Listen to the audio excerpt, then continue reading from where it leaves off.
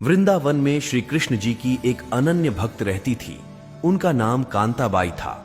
वह कृष्ण जी को लल्ला बुलाती, रोज उनकी सेवा करती, नहला धुलाकर भोग लगाकर उनके पास बैठ खूब बातें करती, खूब लाड़ करती।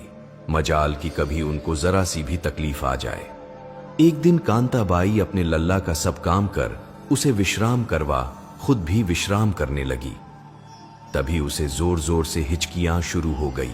कांताबाई समझ नहीं पा रही थी कि वो क्या करे।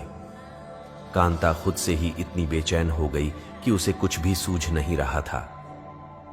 तभी कांताबाई की पुत्री घर आ गई।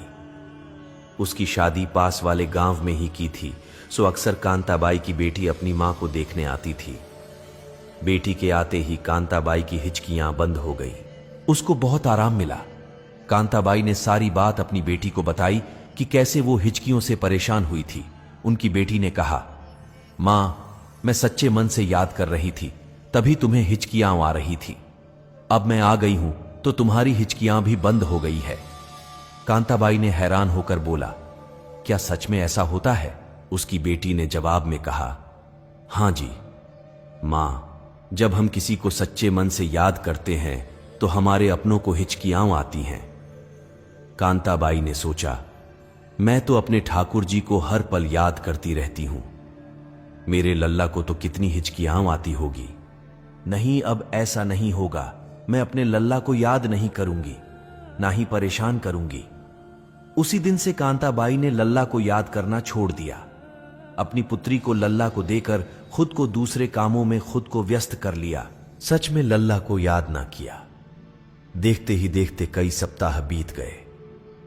एक दिन कांताबाई सो रही थी कि उसके लल्ला यानी खुद ठाकुर जी उसके सपनों में आई और उसके पैरों के पास आकर बैठ गए। खुशी के आंसुओं के साथ वो रोने लगते हैं। कांताबाई जी उठ जाती है और प्रभु को प्रणाम करती है। मेरे लल्ला, मेरे प्रभु, आप तो उनको भी नहीं मिलते जो समाधि लगाकर ध्यान लगाते हैं, तो फिर मुझ पापिन को कैसे साक्षात आपके दर्शन हो गए, जबकि अब तो मैं आपको याद भी नहीं करती।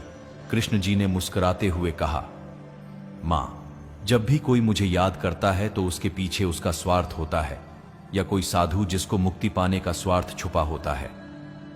लेकिन धन्य हो मां तुम, जिसने ये सोचकर याद करना छोड़ दिया कि मेरे लल्ला को हिचकियां आती होगी।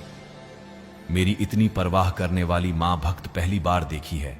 उन्होंने कांताबाई को वैकुंठ में स्थान पाने का आशीष दिया।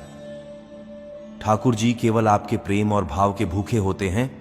भगवान केवल भाव के भूखे हैं। जो भी भक्त भगवान को भाव से पुकारता है, भगवान उनके घर दौड़े चले आते हैं।